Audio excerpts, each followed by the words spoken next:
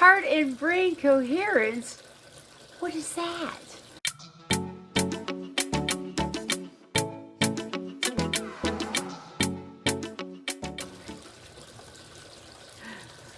Heart and brain coherence.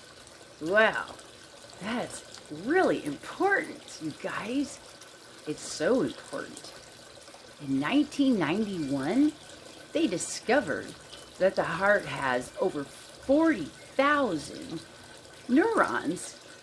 Here we thought that the brain was the only organ that had neurons. Not anymore. It's well known now. The heart indeed has neurons, and therefore your heart actually can think, it can remember, it certainly stores information. One thing about that, your past childhood and all past traumas, all that information gets stored somewhere unless you release it. And if it isn't released or metabolized correctly, that manifests into inflammation and disease and autoimmune issues, all kinds of nasty things, you guys. And it's because there is not a heart and brain coherence going on. In other words, they're no longer harmonizing correctly. Well, this gets out of whack and it gets out of kilter. The harmonization ceases when you experience trauma and other stresses in life.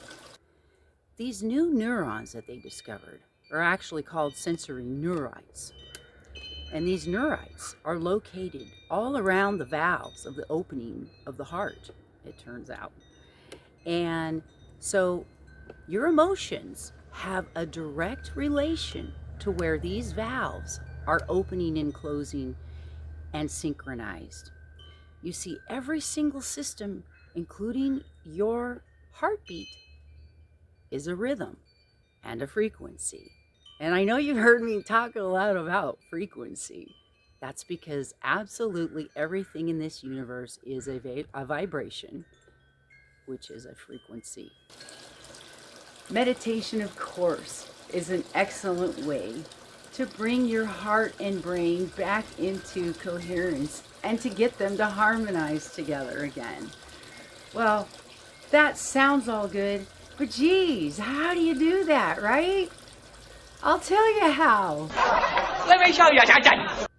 When you raise your frequency with gratitude and compassion and appreciation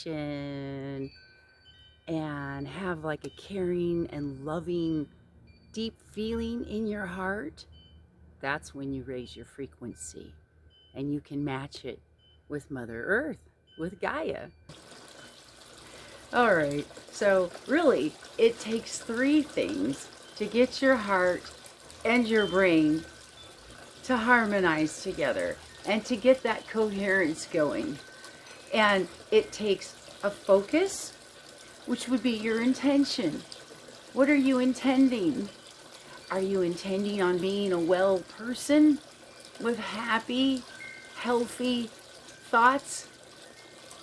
So you set your intention, and then you have to regulate your breathing, right? That's number 2, and maybe the most important, because by regulating your breathing, you are sending signals to your body that it's time to relax and begin to synchronize.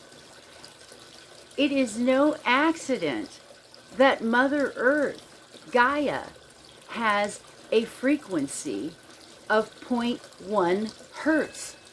That means at the very peak of her frequency, you can measure it at 0.1 hertz.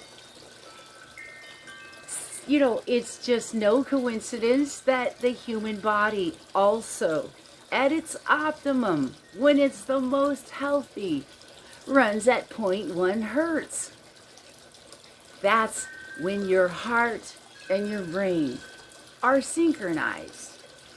And that's when the cells can rejuvenate, repair, and heal.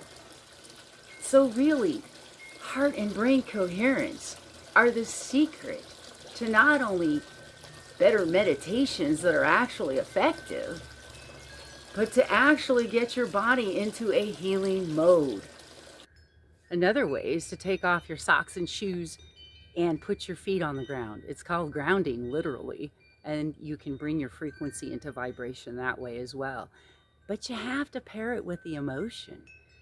You can't just put your feet on the ground and feel Mother Earth without feeling the gratitude and the love in your heart. That's what will actually raise your vibration.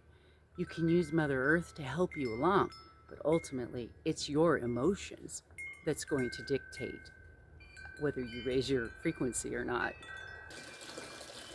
Heart and brain coherence isn't just for you, actually.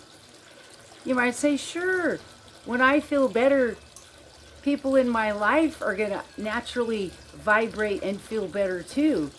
That's true, but there's also another whole universe you may not have considered. It's called your gut biome. There's a micro universe inside of your body.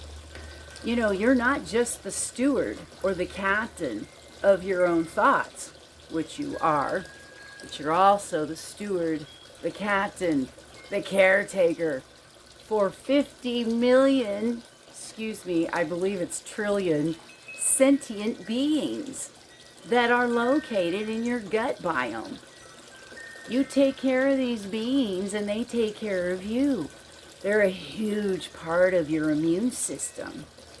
And they speak the language of heart and brain coherence. So when your heart and brain are coherent and vibrating together in harmony, then your gut biome is going to be healthier, which translates into a healthier immune system for you. And so if you're strengthening your immunity, you're actually affecting every single organ in your body. So again, the way you tap into this heart and brain coherence and to bring your frequency to the 0.1 hertz that we're looking for, and you don't have to be a scientist to do this, you guys. All you have to do, like I say, is set your intention, pay attention to your slow, deep breathing, monitor it, and regulate it, okay? And then you make sure you hold a high level of gratitude, thankfulness, and love and kindness, higher frequency emotions in your heart. And that's how you harmonize your heart and your brain together. If you're able to harmonize the heart and the brain, then you can actually lengthen the telomeres on the ends of your DNA. Think of telomeres as like the plastic little caps, the little ends on your shoelaces. When those little caps come off, the tips of your shoelaces become frayed. Well, that's the same with the ends of your DNA. There's little caps on the ends, and they're called telomeres.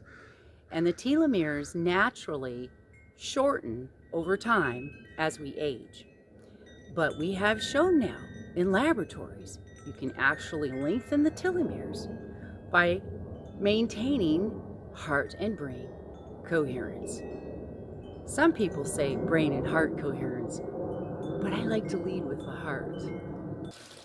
Because when you do that, you know, that's really groovy. Quick update on my new fishies in the water feature we have here on our backyard. They're doing really good. Look, I'll show you.